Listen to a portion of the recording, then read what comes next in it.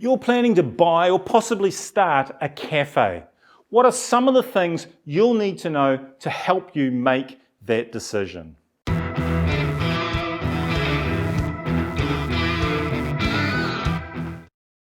Here they are. Here are 5 things to consider when buying or starting a cafe.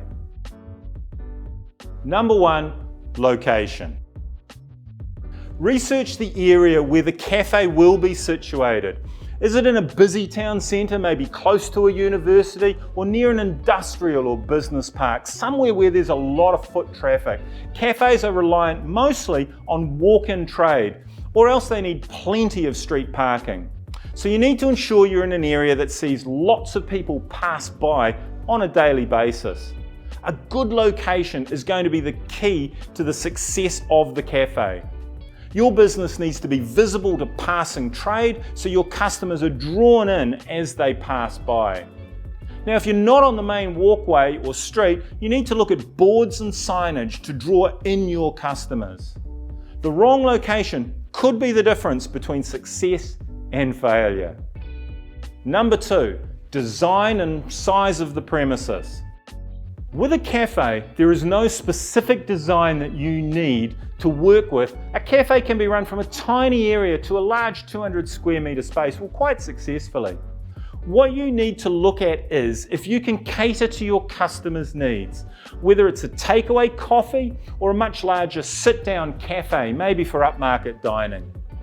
If you are offering a catering service, you'll need a much larger premises than if you're looking to operate a small kiosk to dispense coffee and sandwiches. So look at the type of service you are offering, the area you are in, before deciding on the size and design of the cafe. In an existing cafe, you can always renovate and change the current design and decor, but it's not always possible to expand the premises should the business require it in the future. Number 3, equipment. Whether you are buying an existing cafe or starting up a new one, you will need to look at the equipment required. Small appliances such as coffee makers, microwaves, to large appliances such as refrigerators, ovens and dishwashers may need to form part of your asset list. In an existing business, you may need to replace old or add on new equipment. So you need to investigate this thoroughly and make sure it fits within your current budget, as new equipment can be very expensive. A new business would need to allocate funds adequately for the appliances and equipment. Check on the warranties on the product so you can allow for future replacement if necessary. In an existing cafe, you will also need to ensure that all equipment is fully owned and part of the cafe sale.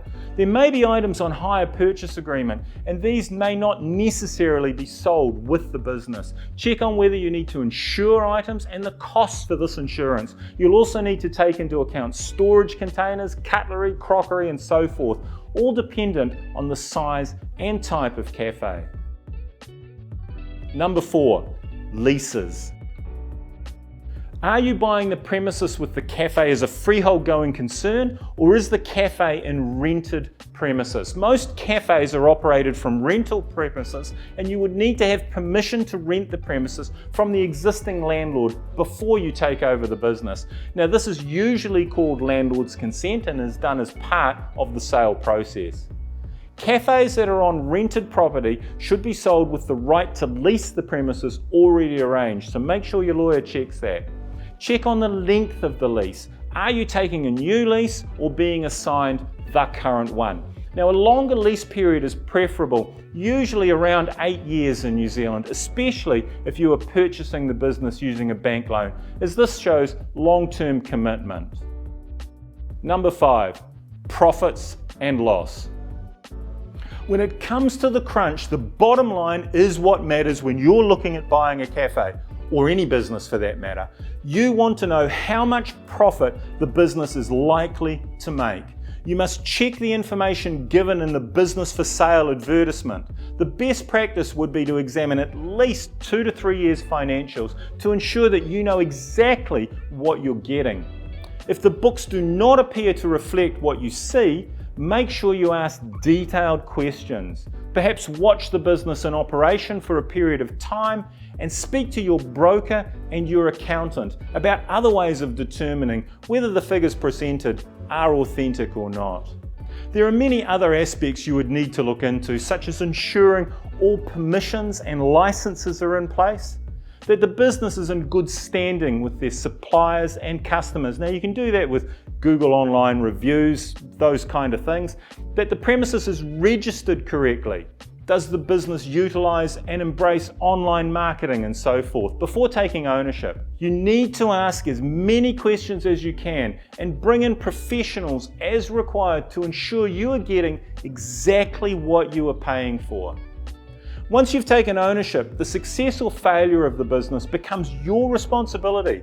So ensure that you are buying a thriving operation and not a sinking ship. Thanks for watching. If you want to know more about business sales, tips on growing and improving your business, start right now, hit that subscribe button. If you like the videos, give it a thumbs up, leave me a comment or ask a question down below. I read and reply to every comment and I'd love to hear from you. Thanks again for watching. See you next time.